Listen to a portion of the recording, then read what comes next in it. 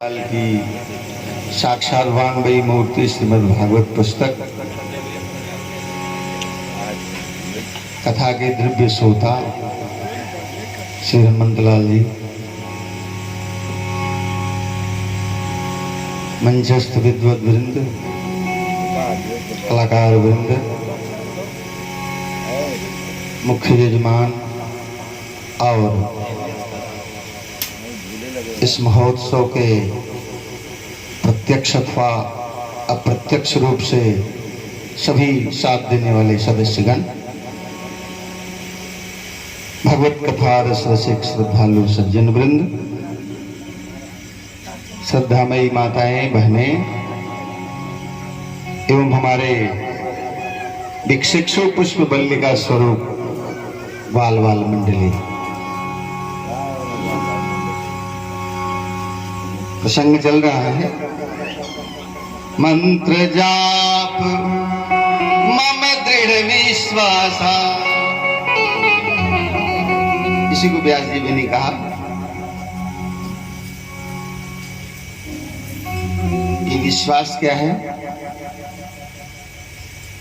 श्रद्धा और विश्वास दो ही चीज तो है। एक शंकर जी है, एक पार्वती जी। श्रद्धा विश्वास रूपिणौ याभ्याम बिना न पश्यन्ति। इनके बिना कोई काम नहीं चल सकता जब तक आपके पास श्रद्धा नहीं और विश्वास नहीं। क्यों? क्योंकि एक शंकर जी है, एक पार्वती जी। श्रद्धा पार्वती, विश्वास शंकर जी। कैसे?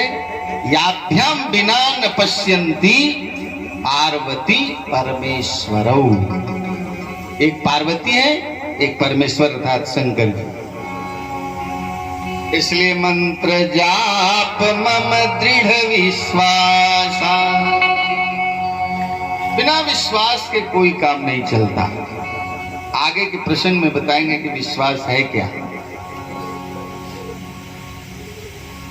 इसमें जोड़ दिया गया है 2 अक्षर के राम नाम मंत्र का, अथवा कृष्ण भी 2 अक्षर के, चाहे राम जपो या कृष्ण जपो, कोई अंतर नहीं।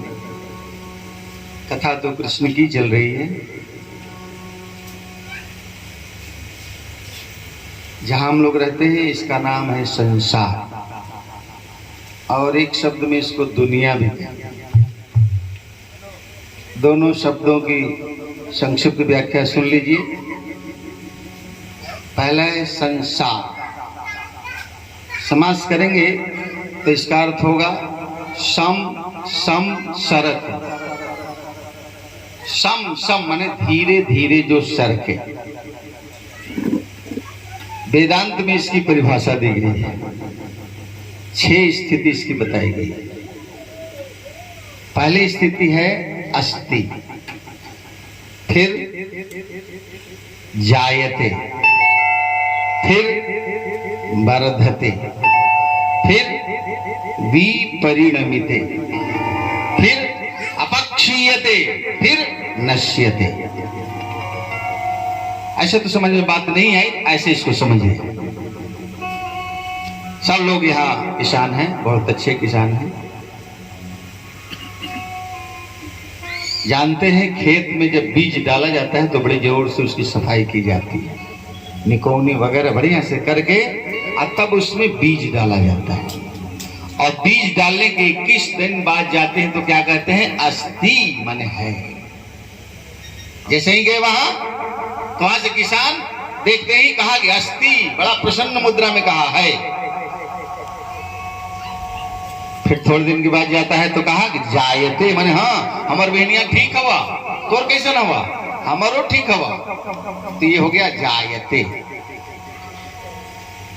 फिर वहां से उखाड़ कर कर दे ले हो।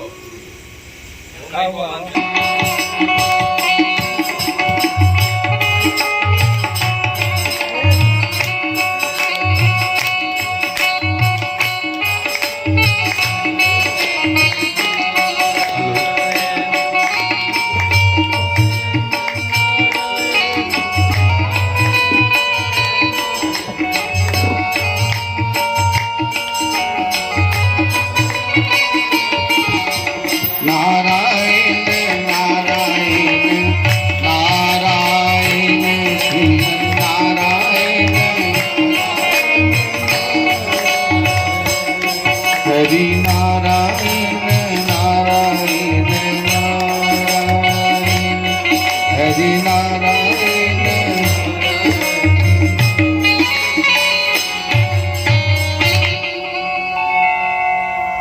अस्ति जायते वर्धते, वहां से उखाड़ा और फिर कहीं स्थापित किया तो वहां बढ़ने लगा। बढ़ा ही नहीं, विपरिणमिते, कुछ रंग भी बदल दिया। हरा था पीला हो गया, फिर हरा हो गया। विपरिणमिते, विशेष प्रकार से उसमें परिवर्तन हुआ। विशेष प्रकार से परिवर्तन क्या हुआ? वो हरा था, एक डांट था, वो 10-10 डांट वाला हो गया। विशेष उसमें प्रगति आई। फिर वर्धते, बढ़ा। बढ़ते बढ़ते एक दिन ऐसी स्थिति आई कि अपक्षीयते। एक किसान गया और कहा, धनवा जल्दी काटन तो सब वही में रह जाता। झरने लगा। अपक्षीयते, और नहीं काटे तो क्या हुआ? चाहे काटे अथवा नहीं काटे, नश्यते। यही स्थिति संसार की, ठीक यही स्थिति हम लोगों की। माता के कोख में आए तो हुआ कि हैं,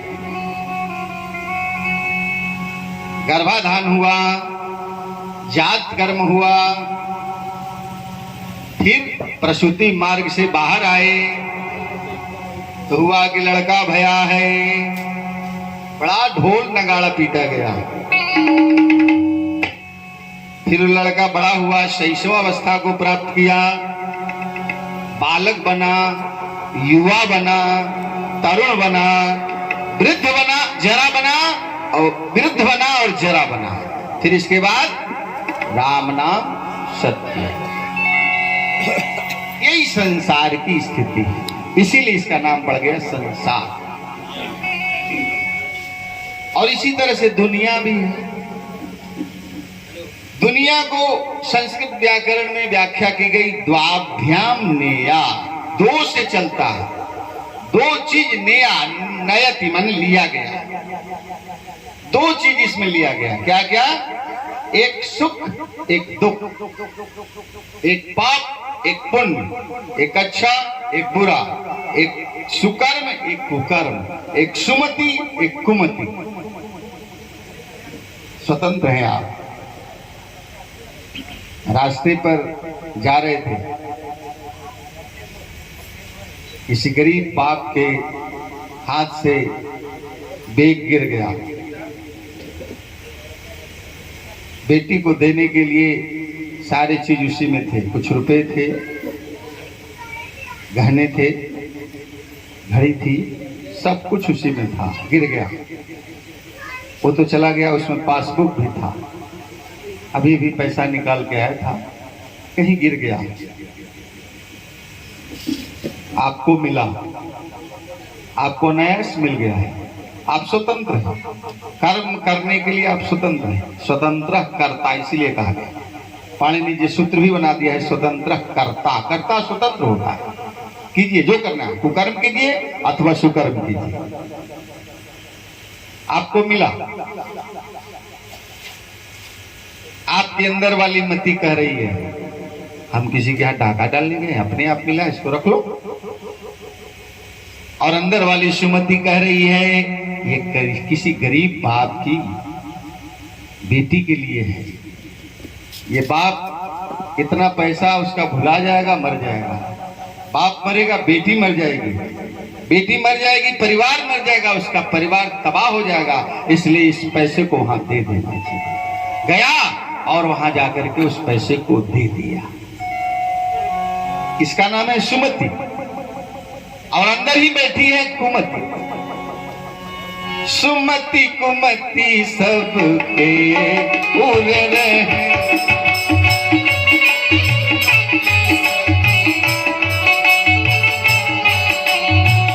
सुमति कुमति सबके उर रहे।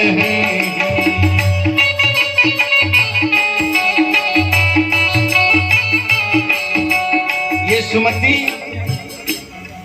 सुंदर बुद्धि देती है, सुविचार देता है, व्यवहार सुंदर देता है, समाज सुंदर देता है, सुंदर राष्ट्र का निर्माण होता है, शुभ व्यवस्थाएं चलती है। कुमति से क्रांति होता है, क्रांति मिलती है और सब जगह लोग शांत हो जाता है, भ्रष्टाचार का बोलबाला हो जाता है, फिर केवल घोटाले ही घोटाले होते हैं। बोलिए वृंदावन।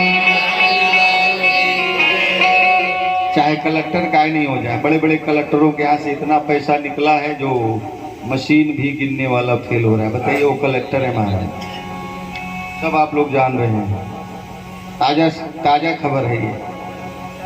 अब कहाँ के हैं सो तो नहीं बताएंगे, मंच है ये, बहुत पवित्र मंच है, इस मंच से ऐसी बात नहीं बोलनी चाहिए। लेकिन कलेक्टर होकर के, डीएम होकर के, जिला का मालिक होकर के इतना पैसा उनके पास रहा, गिनने वाली मशीन थक गई। आप स्वतंत्र हैं, इसलिए द्वाभ्याम नेया, जहां दो चीज हो उसको दुनिया कहते हैं। देखिए राम का नाम भी दो अक्षर का है, दुनिया भी दो पर। अरे यूं तो छोड़ दीजिए, ये जो पिंड है इसका नाम वेदांत में पिंड कहते हैं, शरीर को वेदांत में, संस्कृत में पिंड कहते हैं। ये पिंड भी में भी सारे पार्ट्स दो ही अक्षर के, ध्यान दीजिए। आंख, नाक, कान, बाल, खाल, अरे जो भी गिन, यहां तक कि दाढ़ी मोछ भी दो अक्षर का है, सब दो दो के हैं। ये दुनिया ही दो पर टिकी है,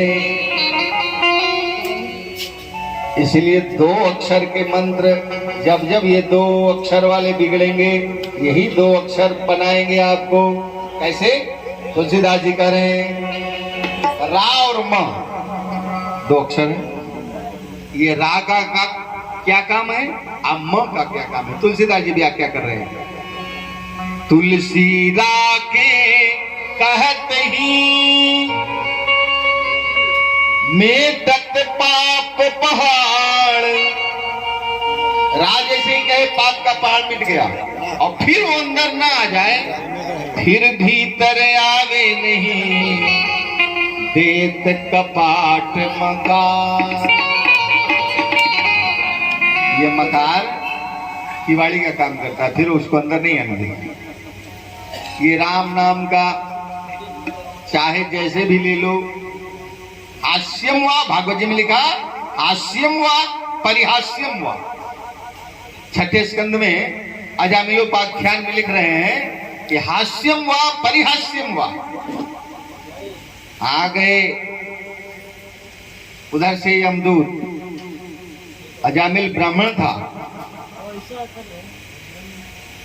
जाति का तो ब्राह्मण था, लेकिन दास्या संसर्ग दूषिता, वेश्या के संसर्ग से वो दूषित हो गया, डाका डालने लगा, कुकर्म करने लगा। 10 पुत्र हुए उसको वेश्या से। डाका डालने गया था अजामिल के, कुछ संतों की टोली आई उस गांव में, तो कुछ लोग मजाक करने वाले नहीं होते, वो मजाक करने वाले उस संतों को भेज दिए उसी अजामिल का, जाओ वो बहुत स्वागत करता है संत का। उपहास में बोले, वो क्या स्वागत करेगा जो खुद डाका डालता है। लोगों ने उसको भेज दिया कि जाइए वही घर में आपका बढ़िया स्वागत हो। संतों को क्या पता, वो चले गए उसी के घर में। अजामिल तो नहीं था, लेकिन अंदर में गणिका थी। भिक्षाम देहि, भिक्षाम देहि, अंदर से आवाज है, प्रभु भिक्षा तो मैं भी देना चाहती हूं, लेकिन आप हमारी भिक्षा नहीं लेंगे, हमें पता है। कौन हो तुम? महात्मन मैं गणिका हूं। का ठीक है, कच्चा दो, हम स्वयं पाकी हैं, स्वयं भोजन बनाएंगे। तो अंदर से कच्चा अन्न दिया, संत भोजन बनाए, भगवान का भोग लगाए, प्रसाद पाए। गणिका कहे प्रभु कुछ आशीर्वाद दो। का ठीक है, आशीर्वाद यही है, ये जो तुम्हारे अंदर में बच्चा पल रहा है, गर्भवती थी गणिका, ये जो गर्भ पल रहा है, इस बच्चे का नाम, ये बच्चा होगा इस बच्चे का नाम रखना नारायण। बस इतनी सी बात मान लेना। गणिका उस बच्चे का नाम नारायण रखा।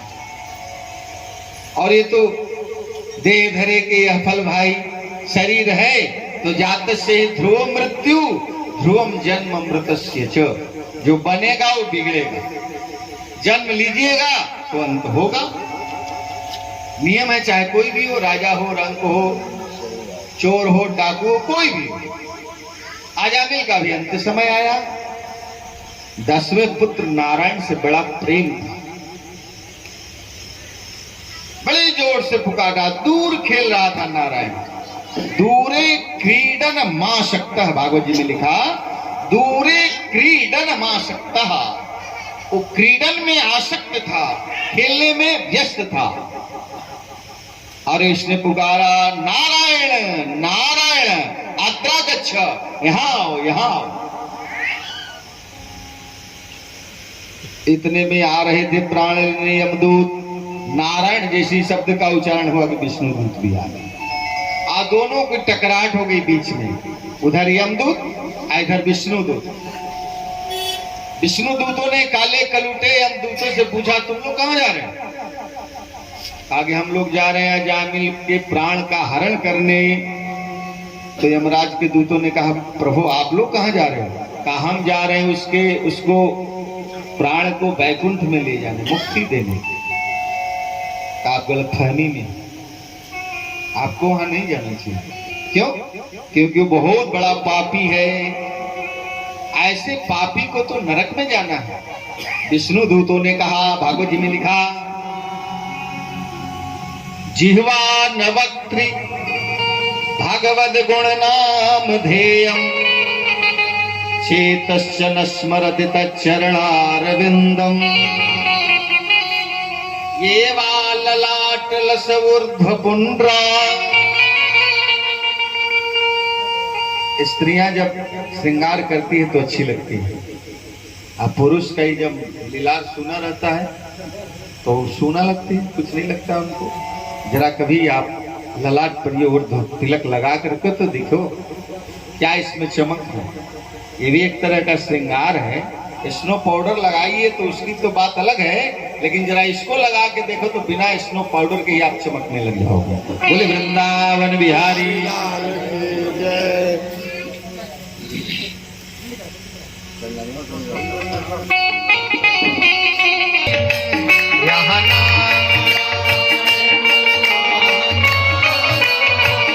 आजी जहाँ देखो वहाँ नारायण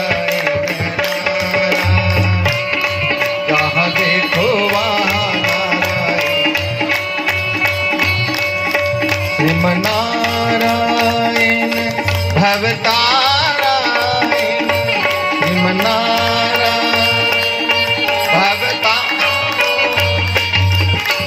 नारायण नारायण श्रीम नारायण नारायण।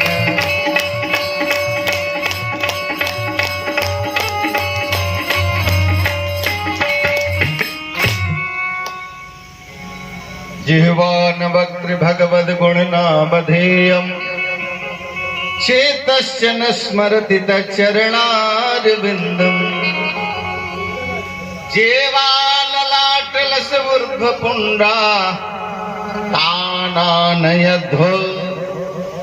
सुनो, तुम उसी को ले जाओ जिनकी जिह्वा केवल मालपुआ खाती है। कभी उस जीवा से जिसका भगवान नाम का उच्चारण नहीं हुआ। जिह्वा तो तोरी भली अर्जुन मुख निक से राम नहीं तो काट के फेंक दई मुख में तेरो नहीं काम। इसकी असली उपयोगिता ये है, उसको तुम लाओ जिनके ललाट पर, जैसे आप सब कानूनविद हैं, जानकार हैं क्योंकि औरंगाबाद के नजदीक रहने वाले हैं। सड़क के किनारे पेड़ लगा हुआ है और उस पेड़ पर नंबर नहीं है, काट लीजिएगा केस नहीं चलेगा। पूछ लीजिएगा, बड़े बड़े वकील हैं हमारे वहाँ, बिहारी बाबू कौन कौन, बहुत सारे हैं जिनका हम नाम भी नहीं जानते, लेकिन उनका हमसे परिचय है। वो लोगों से पूछ लीजिएगा, जिस पेड़ पर नंबर ना हो उसको काट लेंगे, केस नहीं चलेगा।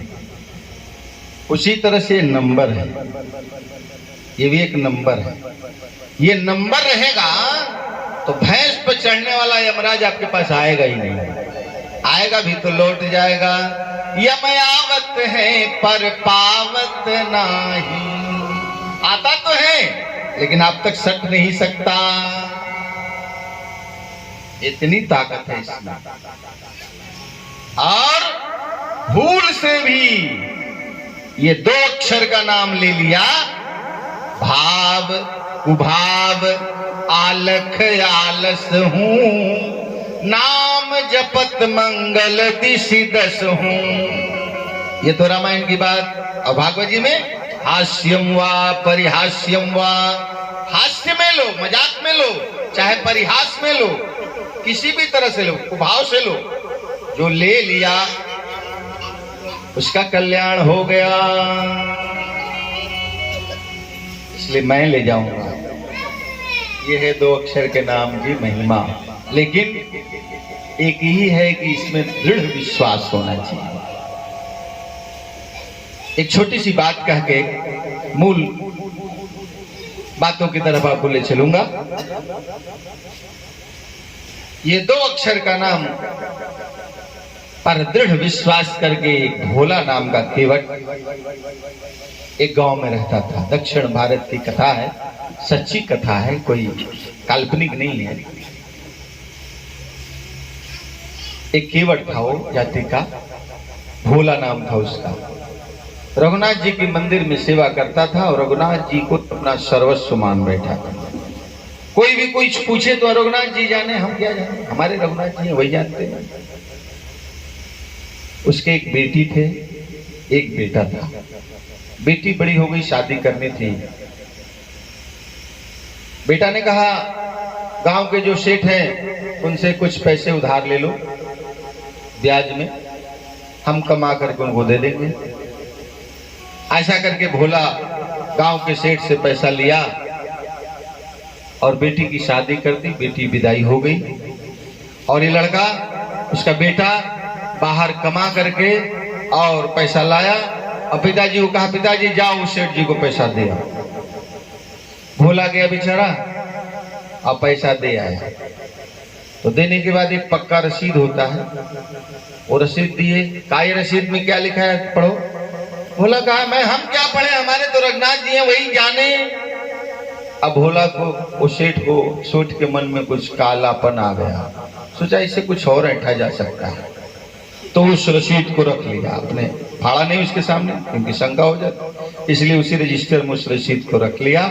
एक ब्लैंक रसीद दे दिया, झूठा। देखो इसमें क्या लिखा है। अरे भगवान, रघुनाथ जी जाने, मैं क्या जाने।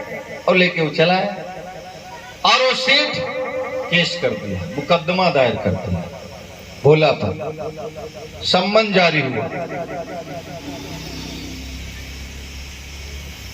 हाजिर हुआ भोला। कहा, इनका पैसा तुम लिए हो? कहा, दे दिए हैं। कहा, इसका क्या प्रमाण है कि रघुनाथ जी जाने? तुम्हारे इसके पैसा लेने के क्रम में कोई था? कहा, केवल रघुनाथ जी थे और कोई नहीं था। अब इस पर तो वो कोई प्रमाण हुआ नहीं, इसलिए भोला को सजा हो गई। लेकिन डेट बढ़ाते हुए जज को कुछ लगा, दयालु था भोला के बालपन पर भक्त के प्रभाव से जज को भी अंदर में ममता आ गई और उसने सोचा कि रघुनाथ जी कोई व्यक्ति होंगे, रघुनाथ जी के नाम से सम्मन जारी कर दिया। चपरासी रसीद लेकर के घूम रहा है उस गांव में, रघुनाथ नाम का कोई आदमी था नहीं। पूछा, रघुनाथ जी कौन है? कहा, रघुनाथ जी का मंदिर तो है। वहीं चला गया चपरासी, पुजारी था, वो समझ गया कि भोला का काम है। वो पुजारी रसीद पर सिग्नेचर करके और ठाकुर जी को दे दिया।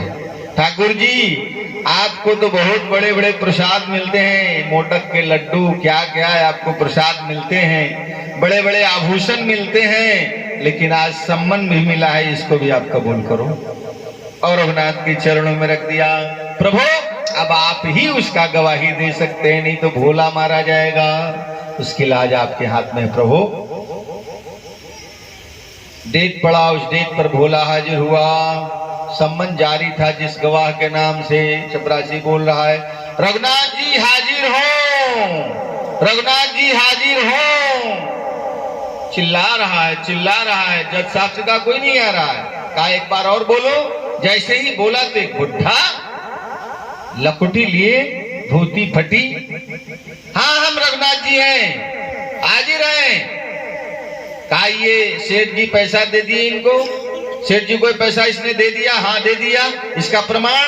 का इसका प्रमाण सेठ जी को यहीं रखिए, इनके आगे वाले साहबान में लाल रंग की अलमीरा है, उसमें 32 नंबर का जो रजिस्टर है उसको मंगवाया जाए, उसी में इसका रसीद है। सर्वांतर्यामी प्रभु वहीं से देख रहे हैं, सेठ जी को वहीं रोका गया और वहीं से रजिस्टर आया, रजिस्टर में वो प्रमाण मिला, सेठ जी को सजा हुई, बाइज्जत भरी हुआ भोला। तब जज साहब ने कहा ये रघुनाथ जी हैं कहां? कहा तो चले गए। वो कहां रहते हैं? कहा मेरे मंदिर में रहते हैं। जज साहब के साथ भोला के साथ जज साहब मंदिर में गए, कहा यही थे गवाही देने वाले? हाँ यही थे। अब जज को ज्ञान हो गया कि मैं तो कुर्सी पर बैठा फैसला करता रहा और कटघरे में जगत का फैसला करने वाला 20 पे गवाही देता रहा। दुर्भाग्य है हमारा जो उनका आते ही मैंने उनका चरण नहीं पखारा, उसी समय उन्होंने इस्तीफा दे दिया अपने पद से। ये 30 वर्ष पहले की घटना है। आप वृंदावन जाएंगे तो एक संत मिलेंगे, उनका नाम है जज साहब। 30 वर्ष पहले की बात है, अब है कि नहीं है गारंटी तो नहीं देंगे, लेकिन पता करने पर यह जरूर मालूम होगा कि जज साहब यहाँ एक साधु हुआ करते थे, वो संत बन गए, वृंदावन में जाते, मंदिर में जाते थे लेकिन बाहर रहते थे कि हमको उनसे आंख लड़ाने की अब ताकत नहीं है। मैंने तो इतना कुकर्म किया, वो खड़ा खड़ा फैसला करते रहे, गवाही देते रहे, हम कुर्सी पर बैठे फैसला देता रहा, आंख मिलाने की हिम्मत नहीं, से गेट पर से ही प्रणाम करके चले आते। मंत्र जाप मम दृढ़ विश्वासा, इसको कहते हैं दृढ़ विश्वास। तत्कालिक घटना एक बताऊं अपनी, ऐसे तो 2 घटना है लेकिन तात्कालिक घटना एक घटना है हमारे अपने की। भागवत जी में मंत्र है नृसिंह मंत्र, ऐसी मान्यता है, गुरुदेव का कहना है इसको असाध्य रोगों से, इसका आधान किया जाए तो असाध्य रोगों से बचाया जा सकता है। हमारे बड़े भाई ब्रेन हेमरेज हो गया उनको, आज भी जीवित हैं, दिल्ली में भर्ती हुए। सरस्वती पूजा की पूर्व संध्या थी, सरस्वती पूजा में हम लोग हमारे सारे परिवार व्यस्त थे। वहां से फोन आता है हमारे पास, डॉक्टर कह रहा है कि 1% चांस है बचने का और 99% चांस है नहीं बचने का, और पूरा पैसा 1,70,000 जमा कर दीजिएगा तब ऑपरेशन करेंगे। क्या करें आप? कहा कि जब 1% वो बोल रहा है तो उनकी कृपा होगी तो हो सकता है 1% में वृद्धि हो जाए, इसलिए कह दो उनको ऑपरेशन करने के लिए। और हम 2 भाई संस्कृत से हैं, एक वो भी बहुत अच्छे विद्वान हैं, आप यदि पहले के यज्ञों में जाया करते थे तो वही अलाउंसर हुआ करते थे, बहुत अच्छे विद्वान हैं। डॉक्टर वेद निधि शर्मा वात्स्यायन, ब्रह्मर्षि कॉलेज से वो रिटायर्ड है, संस्कृत के वो भी प्राध्यापक रहे, वो बीएचयू के विद्यार्थी रहे, वहीं से आचार्य किए हैं वो, और हम दोनों वही थे। हुआ कि तो भागवत का मंत्र काम किस दिन आएगा, इसका आधान हो जाए।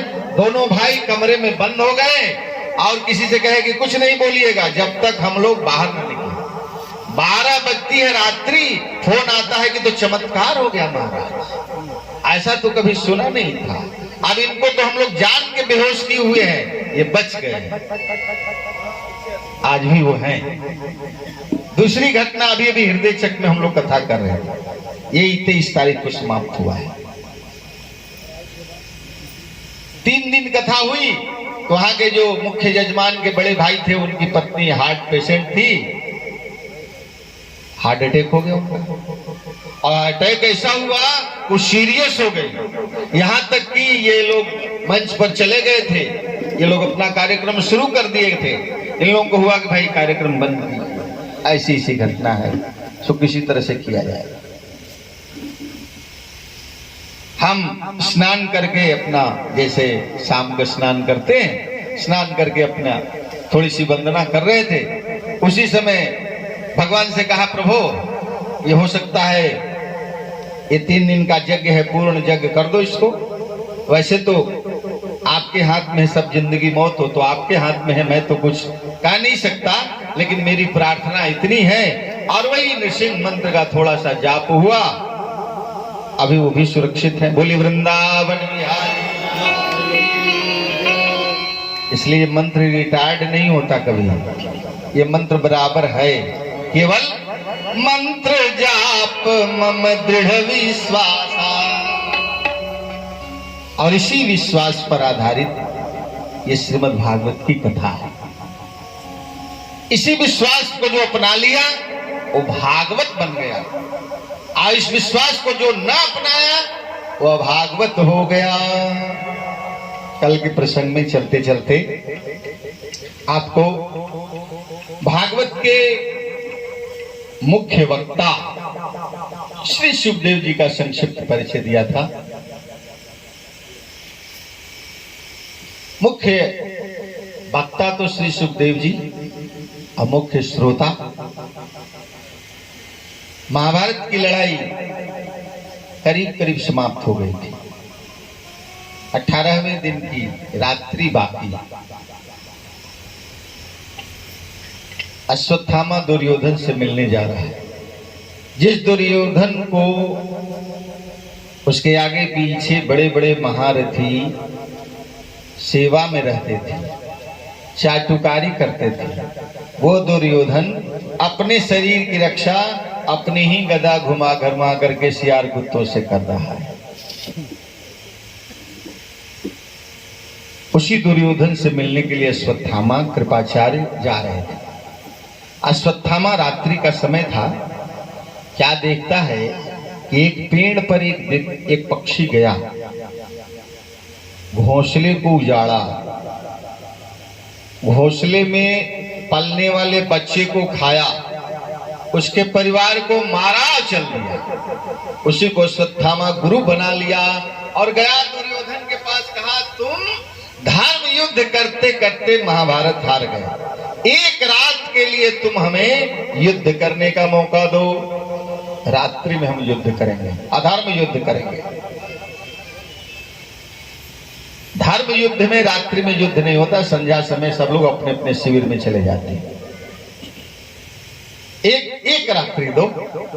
खून बह रहा था, दुर्योधन अपने शरीर के खून से अश्वत्थामा को टीका लगा दिया।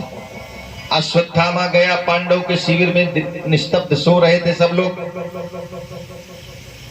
देखा कि गेट पर काला कलूटा आदमी पहरा दे रहा। तरकस से बाण निकाला कि जब तक इसको मारेंगे नहीं अंदर जाएंगे कैसे।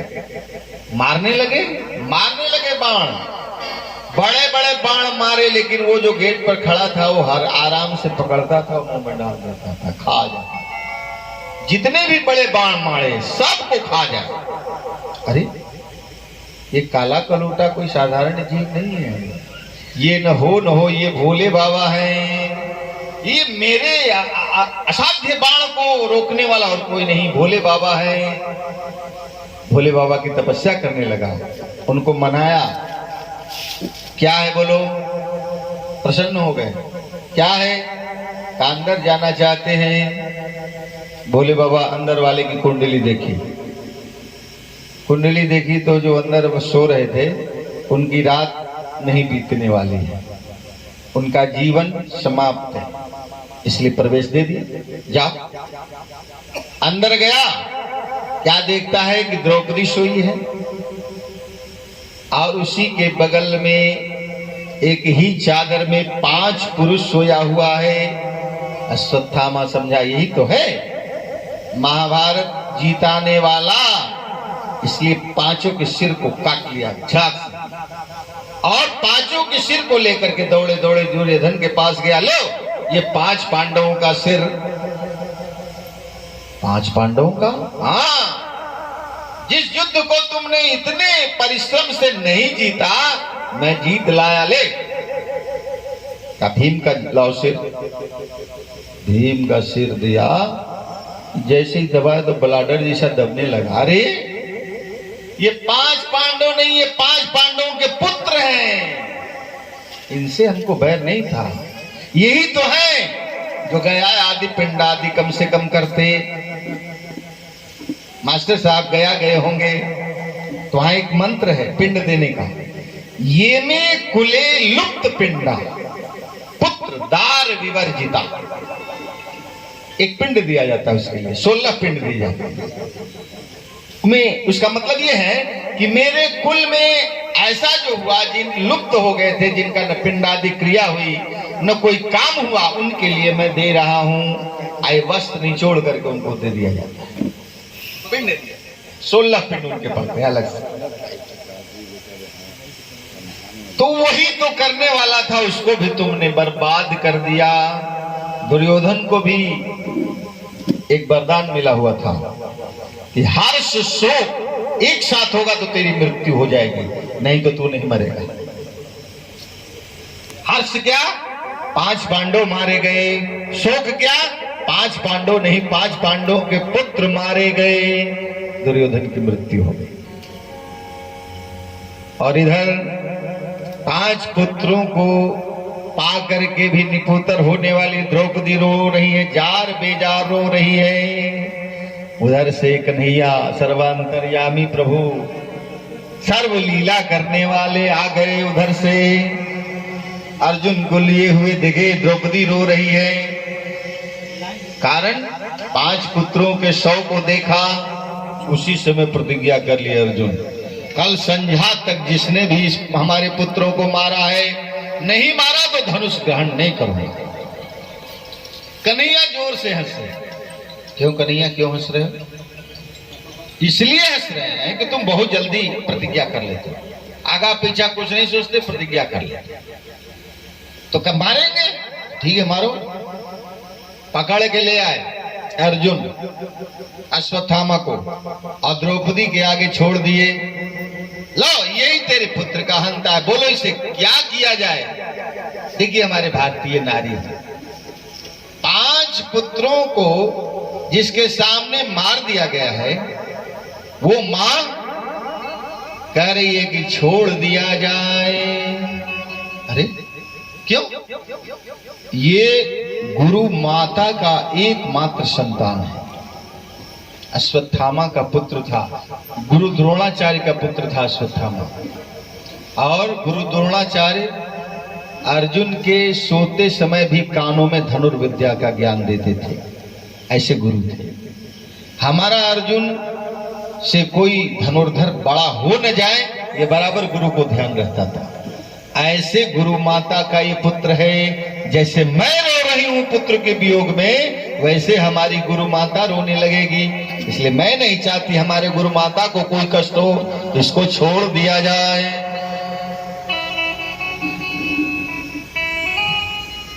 अर्जुन ने भगवान से पूछा, प्रभु आप क्या कर रहे हो?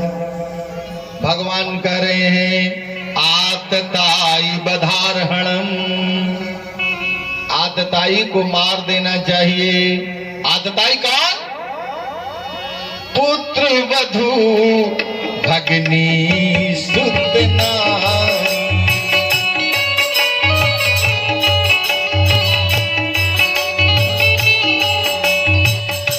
पुत्र वधू भगनी सुत नारी, पुत्र वधू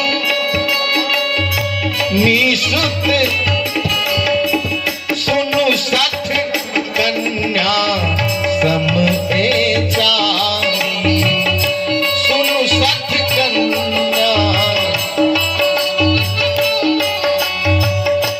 नहीं पुत्री स्त्री दिलोकाए जोई, नहीं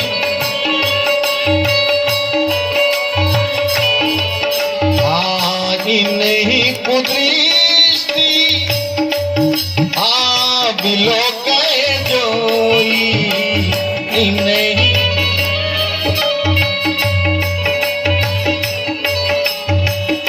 ताही बधे कछु पाप न होई, ताही बधे कछु पाप न होई, ताही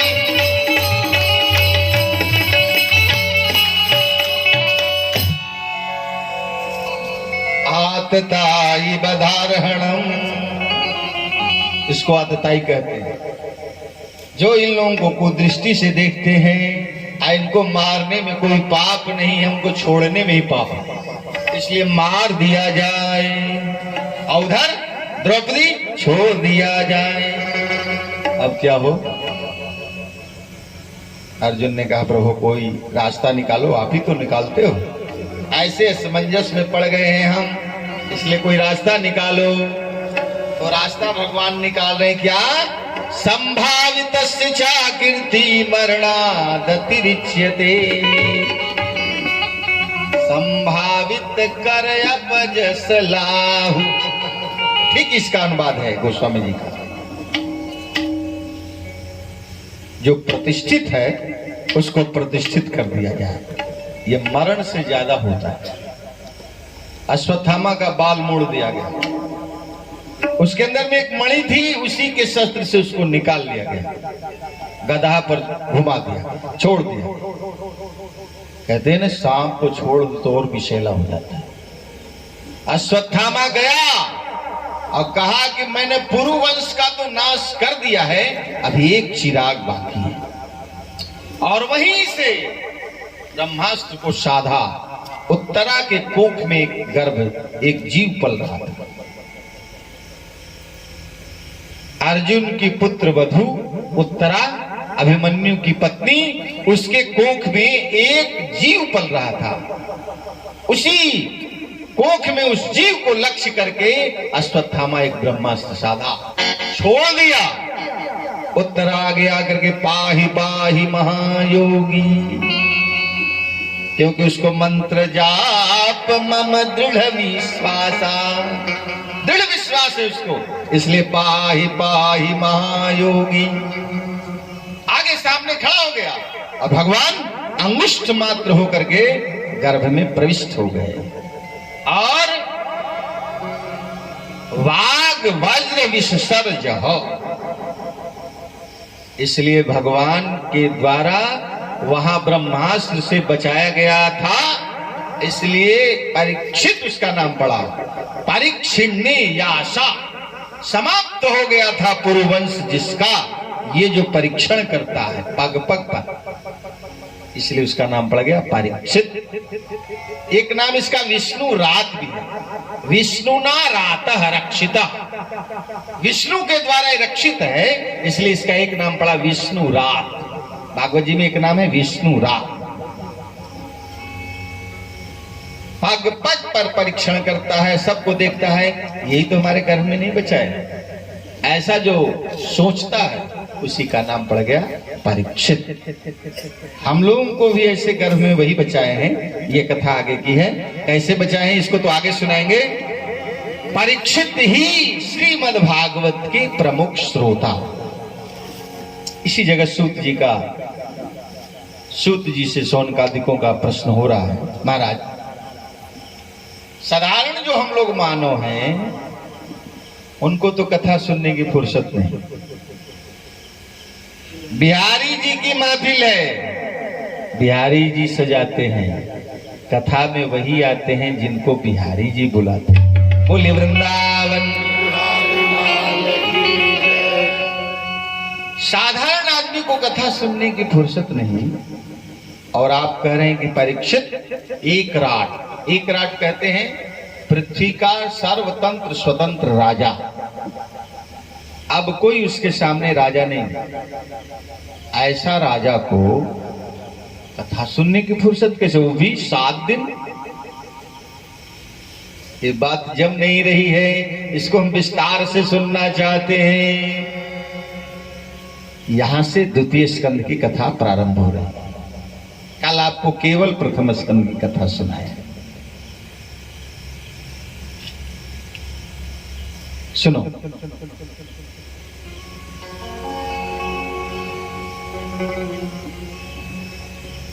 पांडव लोग अधीतवान द्वापरादो, द्वापर का अंत हो चुका था।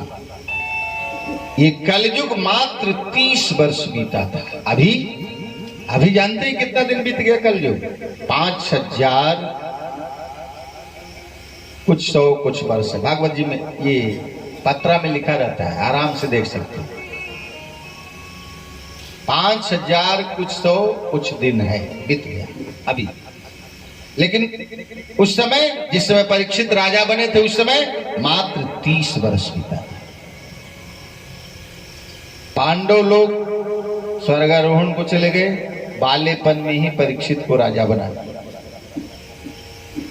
चूंकि पुरुवंश का नाम था, बड़े अच्छे राजा थे, उसी तरह का हमको भी राजा बनना चाहिए। इसी ध्येय से, इसी विचार से अपने राज का निरीक्षण करने चला। एक बगीचे में गया, वहां क्या देखता है कि एक पेटिका है, बहुत बड़ा पेटी, धूल धूसरित है, ताले जड़े हैं। ताले को तोड़ा, क्या देखता है उसमें? हीरे जवाहरात माणिक्य से लदा मुकुट उसमें पड़े हैं, सड़ रहे हैं। परीक्षित ने कहा, देखिए तो दादाजी लोगों को, हमारे सब दादाजी पुराण पंडित थे, पुराण मुकुट हमको पहना दिए, आई इतने अच्छे अच्छे मुकुट यहाँ सड़ा रहे हैं। इसलिए उस मुकुट को उठाया और अपने राजभवन में जाकर के उस मुकुट को रख दिया, उसी मुकुट को पहन लिया। राजाओं में एक दोष होता है, निर्दोष जीवों की हत्या करते हैं, शिकार खेलते हैं। शिकार खेलने चला गया, अभी शिकार में खेला भी नहीं है, तभी क्या देखता है कि एक काला कलूटा आदमी एक गाय को, एक बैल को बड़ा बेरहमी से पीट रहा है। मेरा नाम छत्री है, अरे तो हमारे जो कुल के रक्षक हैं गोपाल, उनकी गैया है, उनके बैल हैं, उसी को तुम मारे हो, मैं तुमको नहीं छोड़ूंगा। तरकस से बाण निकाला, धनुष पर साधा, मारने चला। वो काला कलूटा आदमी दौड़े दौड़े आया और परीक्षित के चरणों पर गिर पड़ा। प्रभु त्राहि माम शरणागतम, नहीं मैं तुमको नहीं छोड़ूंगा। तो आपके शरण में हूं, फिर भी मार डालेंगे आप? आपका नाम छत्री है, आप छत्री। छत्री का अर्थ ही होता है छतात नष्टात त्रायते, जो कष्ट से उबारे, जो शरण में आए हुए को शरण दे, उसी का नाम छत्री है। कौन हो तुम? परीक्षित ने पूछा। कहा महाराज मैं कलयुग हूं। अरे अरे तब तो तुमको नहीं छोड़ूंगा, क्योंकि दादाजी लोग कहे थे कि कलयुग मिल जाएगा तो उसको मत छोड़ना, उसके समान कोई खराब युग है ही नहीं। कलयुग का नाम ही है कलह युग, सब जगह कलह। कल के प्रसंग में जैसा कि सुनाया आपको, इसलिए तुमको नहीं छोड़ेंगे। महाराज आपके शरण में हूं, सो ठीक है, एक चांस दे रहा हूं, 4 जगहों पर तुम निवास करो, 5वां जगह देखा तो तुमको मार डालेंगे। 4 जगहों पर कलयुग का वास दिया गया। कहां कहां? द्यूतम, पानम तथा हिंसा, कामिनः। द्यूतम कहते हैं जो जुआ लोग खेलते हैं, पानम जहां मदिरा पान हो रहा है, सूना नाम हिंसा, जहां हिंसा हो रही, गोकशी हो रही, और कामिना माने वेश्यागामी लोग जहां रहते हैं, इन्हीं 4 जगहों पर तेरा वास होगा। 5वां जगह देखेंगे तो मार डालेंगे। कलयुग सब जगह, राजा के दरबार में, राजा के राज्य में घुमा, कहीं भी ऐसा नहीं था।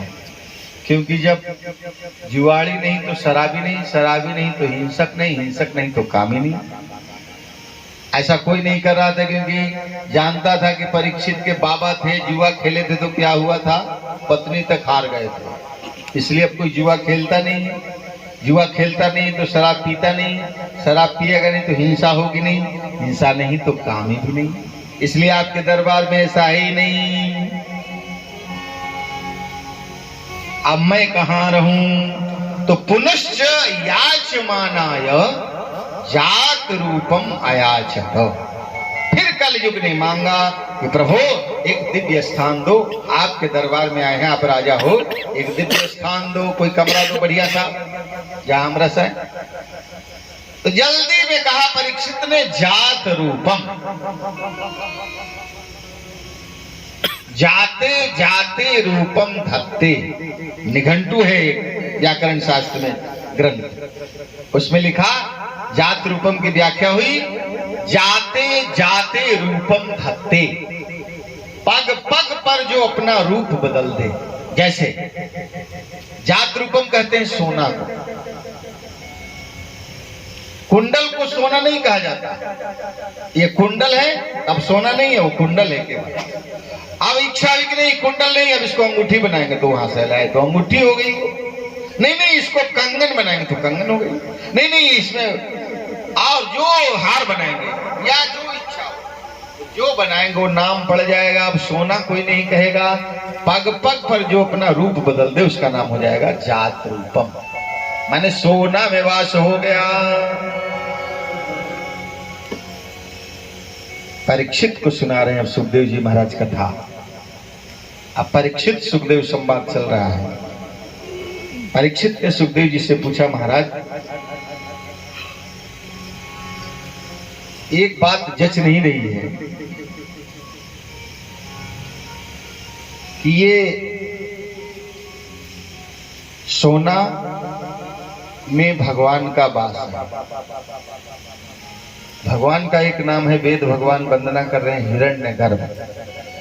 हिरण्यगर्भ समवर्तताग्रे भूतस्य जातः पतिरेक आसीत्। ये मंत्र पंडित जी को बहुत जल्दी याद रहता है, क्योंकि यही मंत्र में दक्षिणा है। पंडित जी इसको बहुत जल्दी याद रखते हैं। हिरण्यगर्भ, हिरण्यगर्भ नाम है भगवान, जिनके गर्भ में सोना हो, सोना में जिनका वास हो उसको भगवान कहेंगे। और यहां कहा जा रहा है कि सोना में कलयुग का वास हो।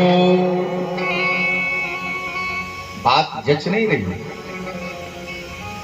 गोस्वामी जी लिख रहे हैं कि जहां राम तहां काम नहीं, काम माने कलयुग। जहां राम तहां काम नहीं, जहां काम नहीं राम, तुलसी कब न रह सके, रवि रजनी एक ठाम, सियावर रामचंद्र। ऐसे होगा राजन, सुनिए। सोना यानी धन। आपके देश में उतना ही पैसा छापा जाएगा जितने भार का सोना आपके पास है। आपके देश में जितना भी सोना है उतना ही रुपया छापा जाएगा, उसके मूल्य बराबर। बाकी जो नोट होंगे वो नकली हो जाएंगे। सोना यानी धन। तो धन दो तरह से आता है, एक श्रम नियोजित है, श्रम साध्य है, और एक घोटाले से है। तो जो घोटाले से है उसमें तो कलयुग का वास होगा, और जो श्रम नियोजित है उसमें भगवान का वास होगा।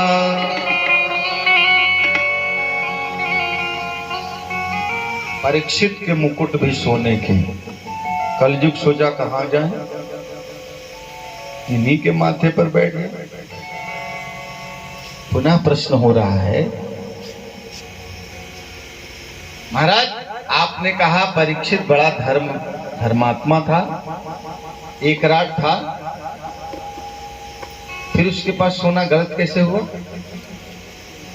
सुनो, पहले क्या थे ना कि पांडव लोग जब किसी राजा पर चढ़ाई करते थे, वो हारता था, उसको मारते थे तो उसका मुकुट हरण कर लेते और रख लेते थे। ये नियम है कि वस्तु में व्यक्ति का गुण दोष समाहित होता है, उसमें रहता है। तभी तो कुत्ता जाता है, जिसके यहाँ चोरी हुई उसके यहाँ जाता है, और उसका कोई सामान पड़ा रहता है, उसको सूंघता है, चोर तक पहुंच जाता है। एक हमारे डीएसपी साहब भक्त हैं, वो कहते हैं कि हर अपराधी अपराध करने के बाद 5 सबूत छोड़ जाता है। अब वो कैसे कहते हैं इसकी व्याख्या हम नहीं कर सकते, लेकिन उनका यही कहना है। अच्छे हैं वो कह रहे हैं कि हर अपराधी अपराध करने के बाद 5 सबूत छोड़ जाता है, जिसके सहारे वहां तक पहुंच जाता है। मतलब वस्तु में व्यक्ति का गुण दोष समाहित होता है, रहता है उसमें, इसलिए ही किसी के वस्तु का उपयोग नहीं करना चाहिए। तो महाराज राजा परीक्षित के, तो राजा परीक्षित जो मुकुट लाए थे ना नया वाला, वो मुकुट था जरासंध का, और जरासंध का परिचय जानिए, इसी मगध क्षेत्र का राजा था। राजगिरी में उसकी राजधानी थी। 20,000 राजाओं को कैद किए हुए था अपने हाथ से मारने के लिए। ऐसे चरित्रवान का वो मुकुट था, और उस मुकुट को राजा पहन लिए, इसलिए कलयुग कहीं नहीं गया, उसी उन्हीं के पास चला गया। अब कलयुग का प्रभाव देखिए। अब वो धार्मिक राजा,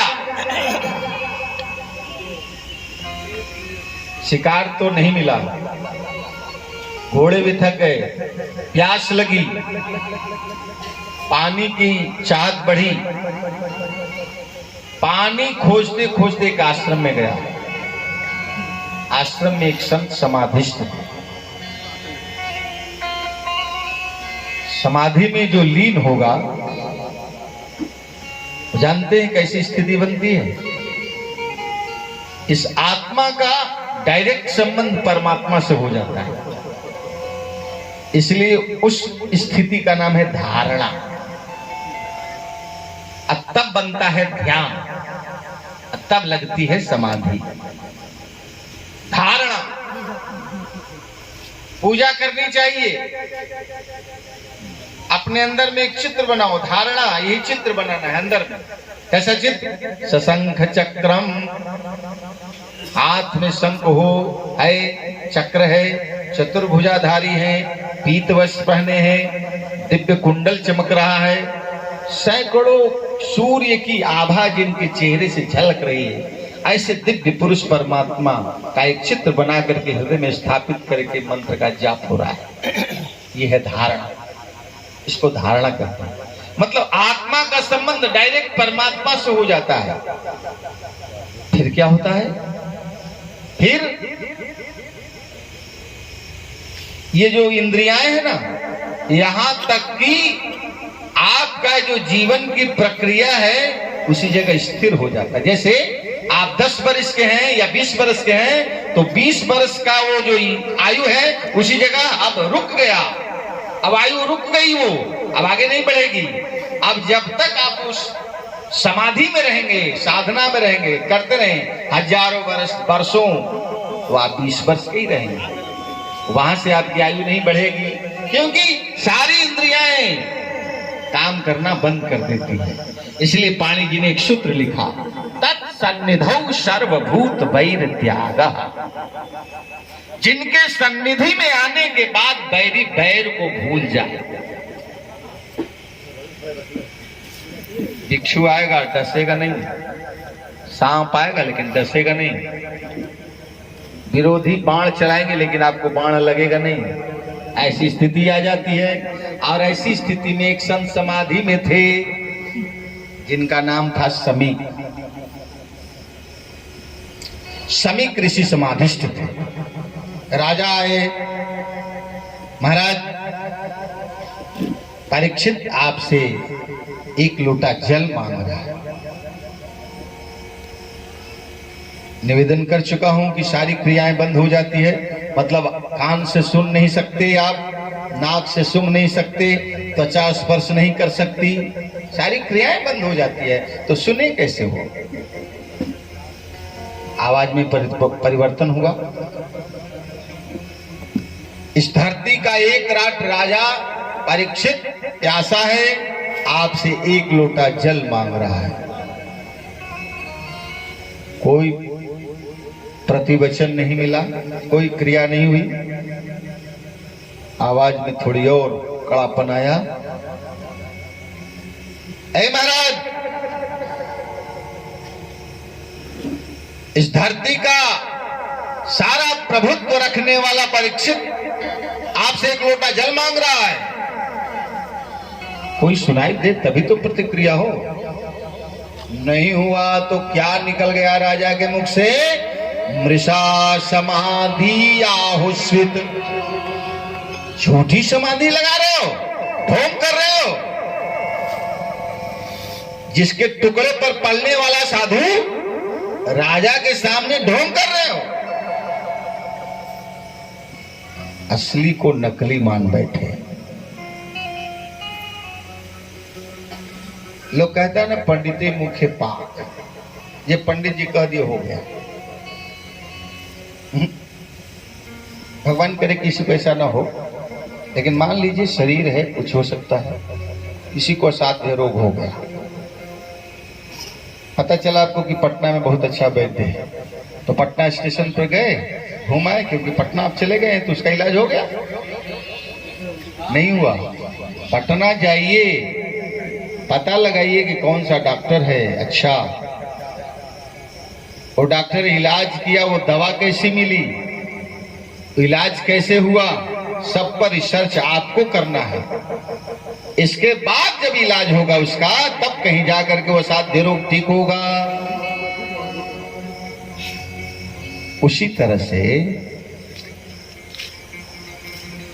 पानी पियो जान के, छान के, और गुरु करो जान के।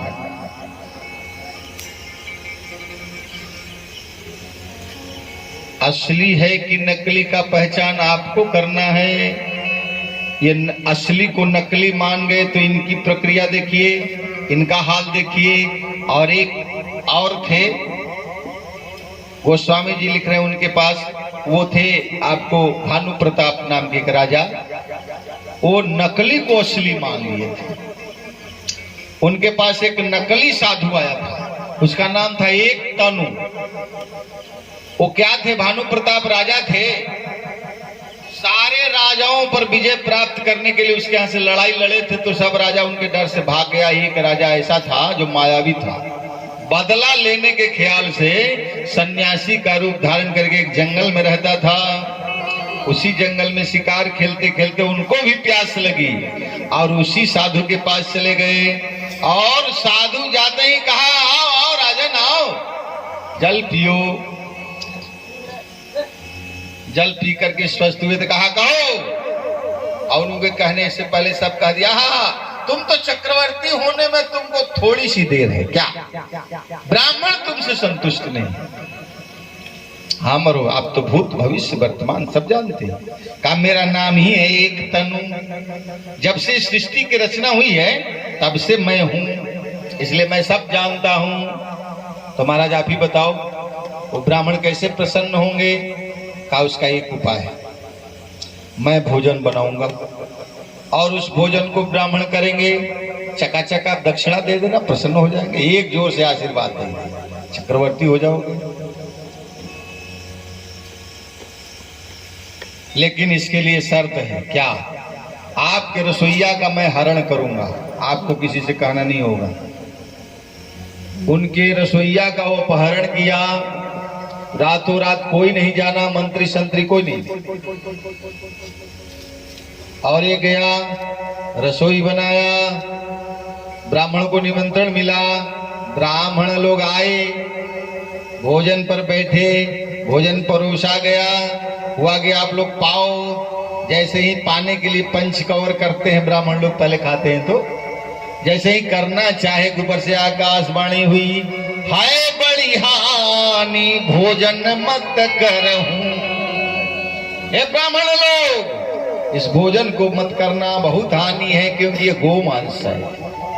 इतने अच्छे तरीके से बताया था वो सन्यासी, मायावी सन्यासी, नकली सन्यासी, नकली साधु, पता नहीं चलता था कि गोमांस है।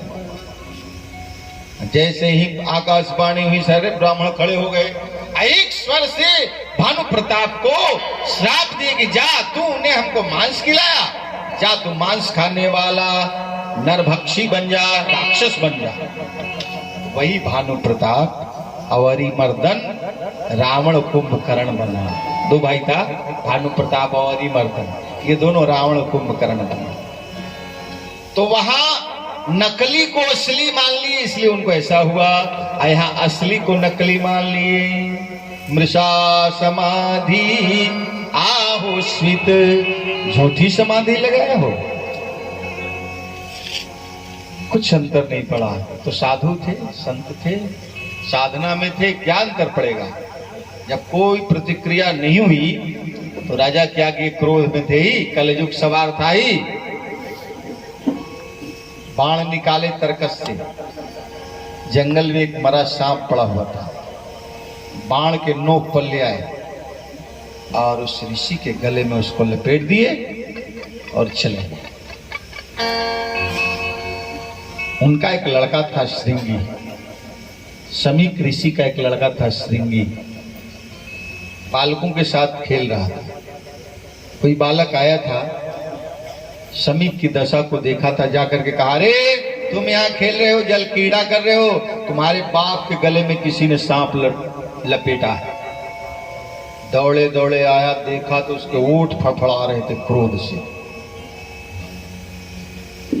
कमंडलू से जल निकाला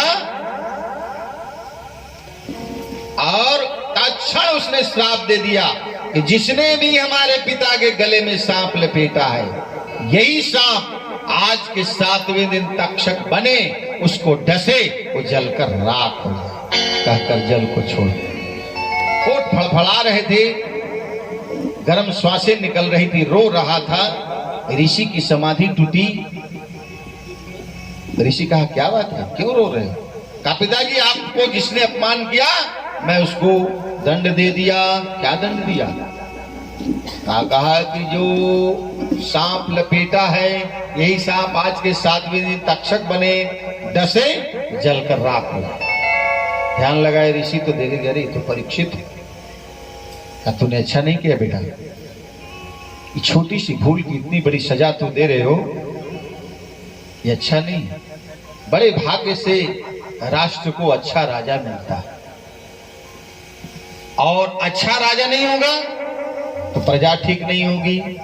प्रजा में क्या होता है, वर्ण संकरता फैलती है, अव्यवस्थाएं फैलती है, विचार होता है, सब लोग अशांत हो जाते हैं, और इसका पाप, इसका दंड, इसका जो पाप का जो दंड होगा तुमको भोगना पड़ेगा, क्योंकि तुमने ऐसा किया है, अच्छा नहीं किया बेटा तुमने।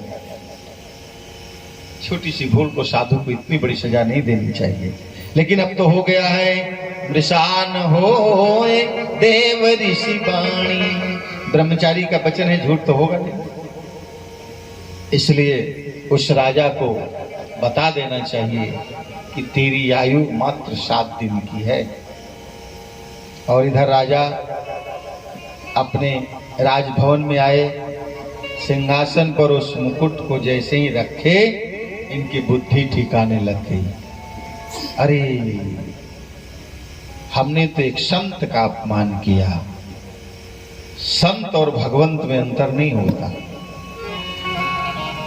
भक्ति भक्त भगवंत गुरु चतुर नाम बपु एक। संत और भगवंत में अंतर नहीं है, शब्द का केवल भेद है। अब हमको जीने का कोई हक नहीं। तब तक दरवान आके कहता, महाराज दरवाजे पे कोई साधु है। दौड़े दौड़े दरवाजे पर आ जा गया। सादर चरण पखारते हुए आया, सिंहासन पर बिठाया महाराज, आरती लगाई, विधिवत उनका स्वागत किया और तब पूछा, प्रभु आने का प्रयोजन बताया जाए, आपकी सेवा में दास हाजिर है। कहा, राजन तुमको मैं बताने आया हूं कि तेरी आयु मात्र 7 दिन की है। तुम्हारे छोटे से कृत्य की हमारे पुत्र श्रृंगी ने तुम्हें श्राप दे दिया है कि आज के 7वें दिन तक्षक आएगा, डसेगा और तुम जलकर राख हो जाओगे। बेटा तुम्हारी आयु 7 दिन की है, इन्हीं 7 दिन में अपने मृत्यु को संवार लो, जीवन को संवार लो। परीक्षित ने बहुत अच्छी बात कही। महाराज ब्रह्मचारी ने हमें 7 दिन के बाद मृत्यु की नहीं, 7 दिन की जिंदगी दे दी। किसी के एक क्षण का क्या भरोसा, हमें तो 7 दिन की गारंटी मिली है कि 7वें दिन हमारी मृत्यु होगी। हम लोगों की मृत्यु जीवन 7 दिन की है। इतवार सोमवार मंगल बुध भी, फिर शुक्र शनिचर, इसके बाद 7 दिन की हम लोगों की भी आयु है। 7 दिन से ज्यादा हम लोग भी नहीं जीते। भले ही अपने आप को बुलेट प्रूफ कार में चलें, बहुत सारे यंत्रों को लगाकर चलते हैं, लेकिन जिस दिन आयु पूर्ण हो जाती है कोई काम नहीं करता।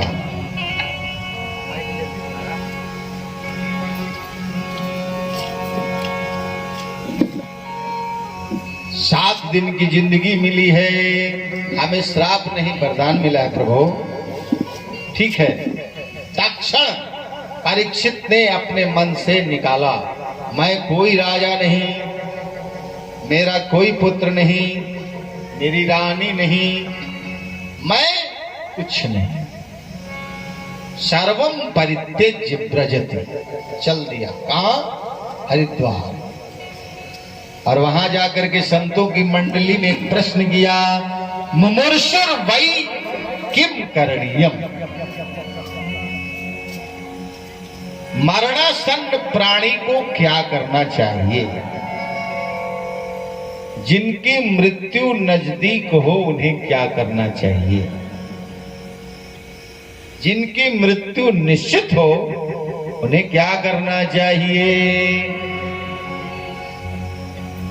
अत्र वशिष्ठो भृगुरंगिराश्च, बड़े बड़े संत थे, अत्रि थे, भृगु थे, वशिष्ठ थे, अंगिरा थे, पुलह थे, क्रतु थे, पराशर जी थे, व्यास जी थे, बहुत सारे ऋषि महर्षि थे, लेकिन किसी ने इसका उत्तर नहीं दिया। इतने में एक नंग भिड़ंग, तत्रा भवद भगवान व्यास पुत्र।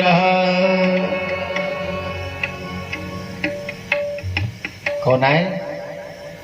तत्रा भवत, आ गए। कौन? भगवान व्यास पुत्र, भगवान और व्यास जी के पुत्र श्री सुखदेव जी महाराज। बोले सुखदेव जी महाराज की। आ गए। राजन क्या प्रश्न है? बोलो फिर से। मुमुर्षुर वै किम करणीयम, मरणासन्न प्राणी को क्या करना चाहिए?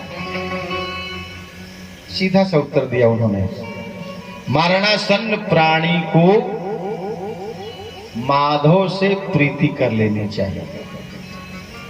मरणासन्न प्राणी को भागवत बन जाना चाहिए। लग तो रहा है साधारण, लेकिन जरा सोचिए कि मुखिया से परिचय हो जाता है तो कभी क्रिच नहीं टूटता है, और मिनिस्टर से परिचय हो गया तो फिर क्या कहना? कहीं डीएम के यहाँ ना जाना है तो फिर क्या कहना है। और डायरेक्ट सेंट्रल से ही अपना आना जाना होता है, तो 4 गाड़ी आगे और 4 गाड़ी पीछे। हो सकता है बीच में लेटेस्ट मॉडल कार क्यों न हो जाए, ऐसी भी व्यवस्था हो सकती है। कब प्रधानमंत्री के यहाँ हमारा आना जाना हो जाए। और यहाँ भागवत में किससे परिचय स्थापित करने की बात कही जा रही है, जहां हम लोग लड़ रहे हैं उसका कहते हैं भू, इसके बाद है भुआ, म, जन, तप, सत्य, फिर इसके नीचे तल, वितल, सुतल, तलातल, रसातल, पाताल। 14 लोकों के नियंता मालिक, ऐसे करोड़ों है अखिल कोटि ब्रह्मांड नायक है वो माधव, उनसे प्रीति करने की बात हो रही है। फिर क्या होगा, फिर मृत्यु से काहे का डरना, क्योंकि भगवान कहते हैं मद भयात बात बातोयम, मद भयात बात बातोयम, मृत्युश्चरति मद भयात, मद भयात बात बातोयम, पार्षतीन्द्रो दहत्यग्निः सूर्यस्तपति मद भयात, पार्षतीन्द्रो दहत्यग्निः मृत्युश्चरति मद भयात। ये जो हवा चल रही है ना, भगवान कह रहे मेरे भय से। ये सूर्य में तपन है वो मेरा है, इंद्र वर्षा कर रहे हैं मेरे भय से। अमृत्युश्चरति मद भयात, किसको मरना है किसको जीना है ये मेरी इच्छा पर है। वेद भगवान भगवान की वंदना कर रहे हैं। नमो विश्वसृजे पूर्वम विश्वम तदनु बिभ्रते अथ विश्वस्य संहर्ते तुभ्यं त्रेधा स्थितात्मने। पूर्वम विश्वसृजे, भगवान का नाम क्या है, विष्णु। भी भरणयो धातु है, जिससे भगवान सृजन करते हैं, बनाते हैं। पहले तो क्या करते हैं, बनाते हैं। विश्वम सृजे, विश्व का सृजन करते हैं। तदनु बाद में विभ्रते, पालन करते हैं। तदनु संहरते, बदमाशी करता है तो उसको हटा भी देते हैं। जैसे बालू का ढेर लगा है, बच्चे गए बड़े प्रेम से उसमें घरौंदा बनाए, घरौंदे नहीं बनाए, उसमें बहुत सारे 1 तल्ला 2 तल्ला बना करके उसमें नक्काशी भी निकाल देते हैं सब। और जैसे ही माँ उधर से बोले चलो जल्दी करो, वो चला अपने गोड़ से उसको पूरे बनाए हुए घरौंदे को मिटा के चल दिया। ठीक यही दशा भगवान की, बनाने में उनको समय भी लीला है उनकी, पालन करने की भी लीला है, और उसी तरह से मिटा देते हैं। जैसे बच्चे घरौंदों को मिटा देता है, वो उसमें उसको आसक्ति नहीं है, उसी तरह से भगवान का है, बनाते हैं, पालन करते हैं, मिटा देते हैं। 3 रूप हो ना। तुभ्यम, वेद भगवान कह रहे तुभ्यम, तुम जो हो उत्रेधा स्थितात्मने, 3 रूप में अवस्थित हो। इसलिए मैं आपको बार बार प्रणाम कर रहा हूं। सुखदेव जी कह रहे हैं कि जब मृत्यु नजदीक हो तो माधव से प्रीति कर लेनी चाहिए। हरि बिन संकट कौन निवारे, हरि बिन संकट कौन।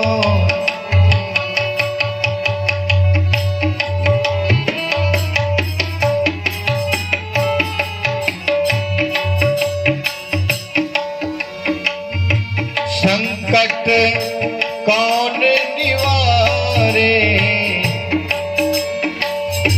संकट